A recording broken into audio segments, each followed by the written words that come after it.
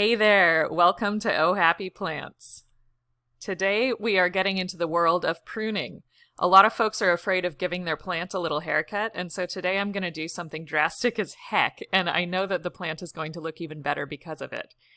After you watch this tutorial, you'll be less afraid of giving your Dracaena a bit of a haircut, I guarantee it.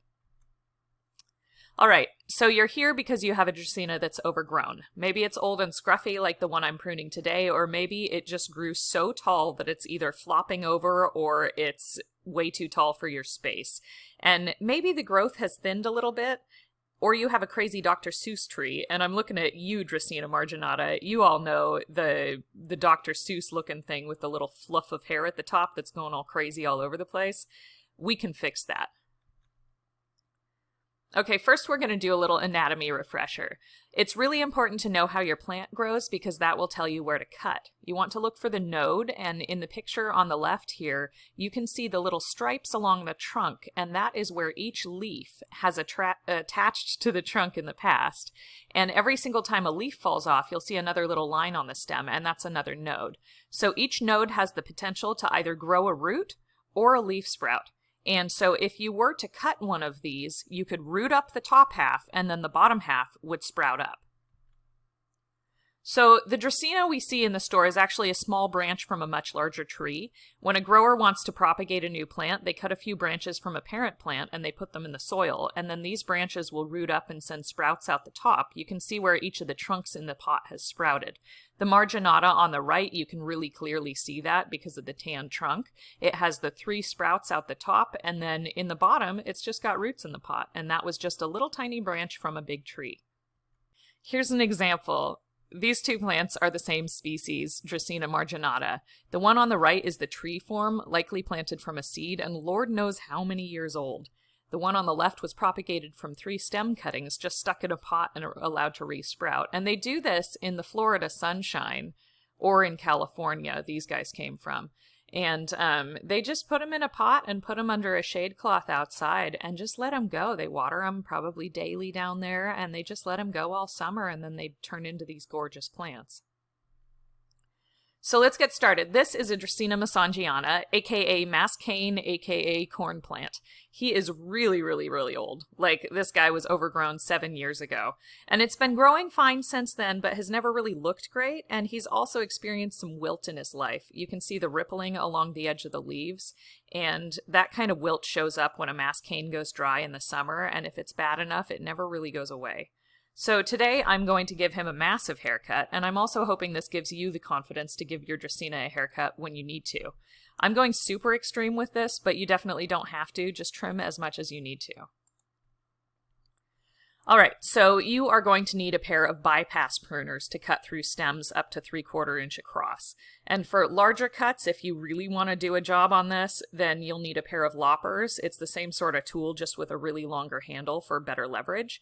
And if you're going for like trunks, like serious like 2-inch across trunks to cut, you're going to need a pruning saw. And you can find any of these things at your local hardware store or, online on Amazon or wherever.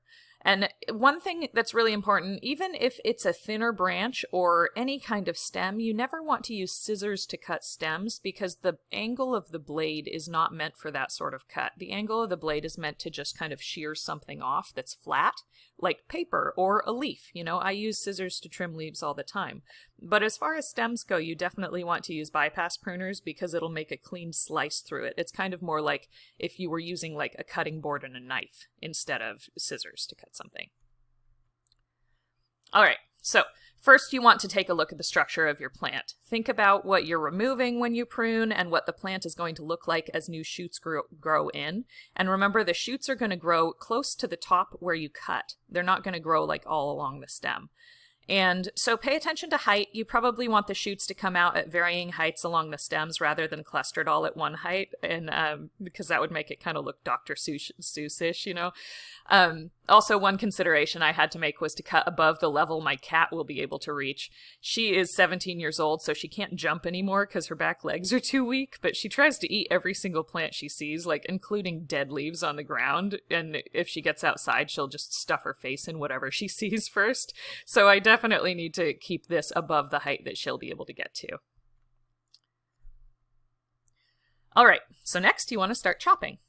They've actually done a study measuring the electrical stress impulses from plants when they're cut, and they apparently freak the heck out if you come at them with scissors and ill intentions, or if you're like angry while you're cutting them, or if you're like, I'm gonna cut you, and you're really, really like mad and unpleasant.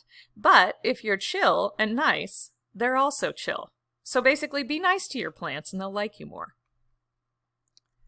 All right, so I wasn't done when I started chopping. You can see where I'm cutting really close to the original trunks, and then also I've left some height on some other ones.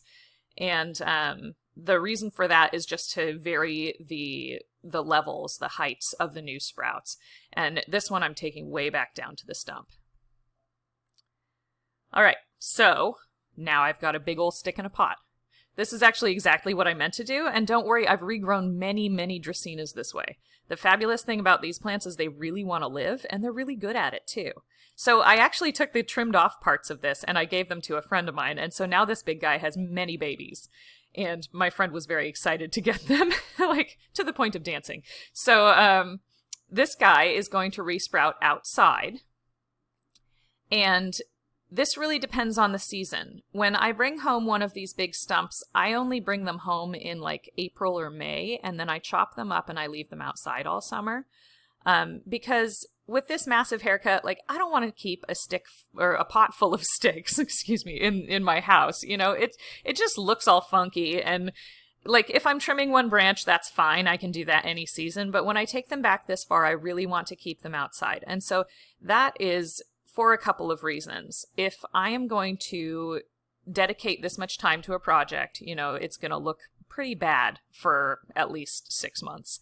Then I want to have it out on my back porch where I can just throw some water at it once a day. And where I live, mid-April is when temperatures rise above about 45 degrees at night. And Dracaenas are pretty cold sensitive. The leaves are more cold sensitive than the actual trunk, but you're not going to see a whole lot of growth if it's in the cold. And so it's good to do this when temps at night are above 45 or 50. And if it's freezing at all outside, you're definitely not going to want to leave this guy out. When they're consistently above 45 degrees, I'll prune a Dracaena like this. Then I leave him outside all summer until October. And then again, as soon as the temperatures start to dip into the upper 40s at night, I bring him inside. At that point, he's grown enough new leaves to be considered a houseplant again instead of the current stick in a pot status. And one really, really, really, like, I cannot stress this enough, really important thing to be aware of is that if you're pruning only half the leaves off, you have to keep your plant inside. Because a leaf that's used to indoor light is going to get sunburned if you suddenly put it outside.